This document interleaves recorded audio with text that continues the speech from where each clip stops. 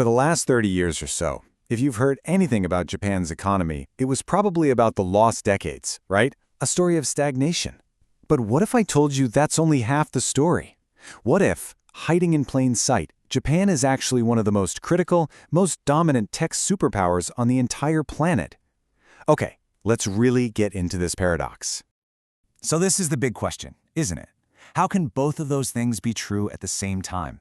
How can a country deal with decades of pretty much no growth while at the same time holding the keys to the entire global high-tech supply chain? It just doesn't seem to add up. So on the one hand, you have the picture everyone knows, 30-plus years of low growth, the whole lost decades narrative. But on the other hand, you have this hidden reality. Japan is this absolutely essential tech anchor, a power that comes from something called the sovereignty of the upstream. These two ideas feel like they come from different planets, but you're about to see how they're actually two sides of the very same coin. To solve this whole puzzle, we have to start with the part of the story everybody thinks they know, the long economic freeze. It all kicks off back in 1991 with the spectacular burst of a massive asset bubble.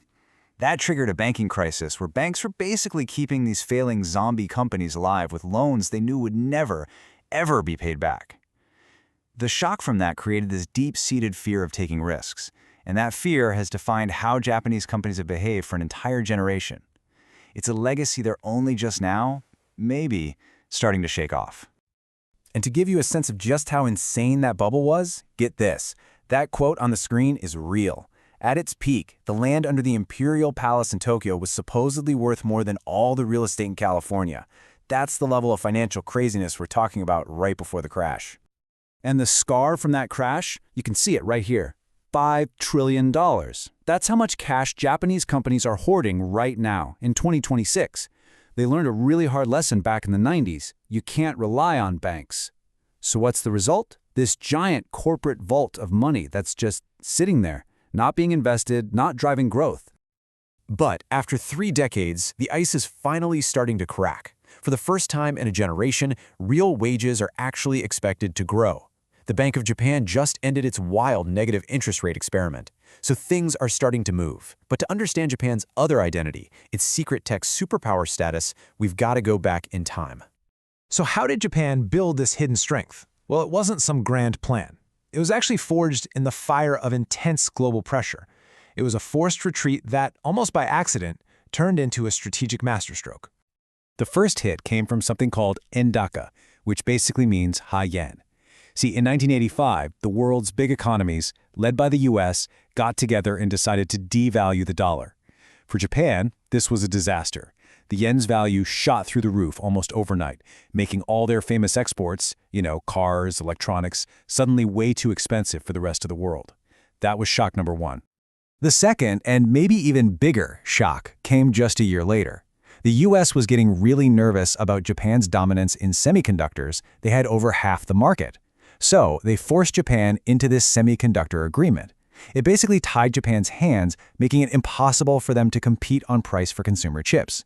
So unable to win that fight, Japanese industry made a critical decision. They retreated. They moved upstream, away from the flashy final product and into the quiet, boring, but absolutely essential materials and machinery needed to make those products. And that strategic retreat, it led to this. The creation of a whole bunch of invisible monopolies that now form the absolute foundation of the entire global tech ecosystem. Just think back to the 1980s. Japanese power was something you could see and touch. It was the Sony Walkman you carried around, the Toyota you drove. But that's not where the real power is anymore. It's in the hyper-sterile billion-dollar clean rooms where the world's most advanced computer chips are actually made. This switch, from the finished product to the fundamental ingredients, is the key to understanding Japan's power today. Take this, for example. It's called photoresist. It's a special chemical you absolutely need to etch circuits onto silicon wafers. And for the most advanced kinds, the ones you need for AI and 5G chips, Japanese companies control a mind-blowing 95% of the global market. Let me put it another way. Without these specific chemicals from Japan, there is no advanced chip manufacturing. Not in the US, not in Korea, not anywhere. Or think about Sony. Yeah, we know them for PlayStation, but their real power today is making the eyes of the digital world. They control 45% of the entire market for image sensors, But here's the kicker.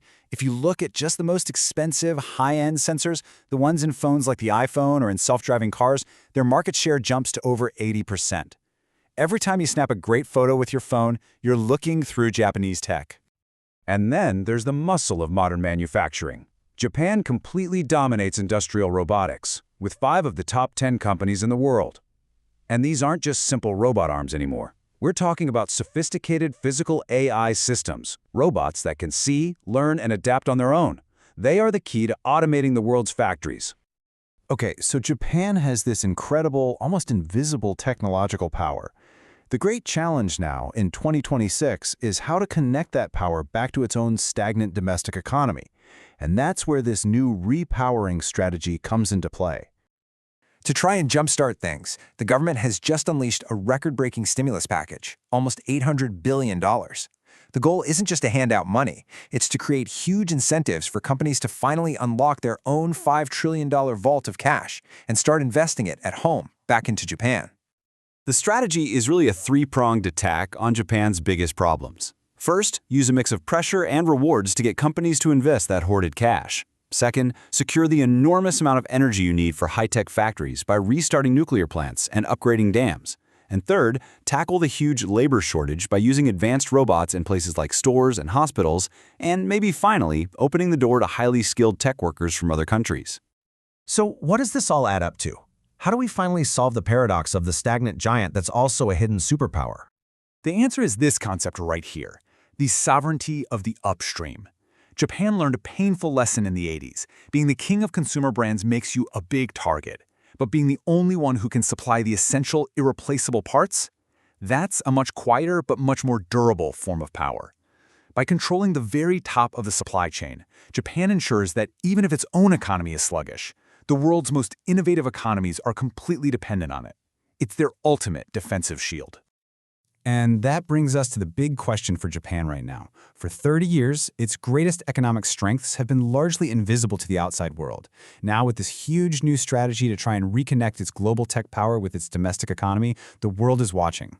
Is this finally the moment the quiet giant stands up and reminds everyone that it is, and actually always has been, a superpower?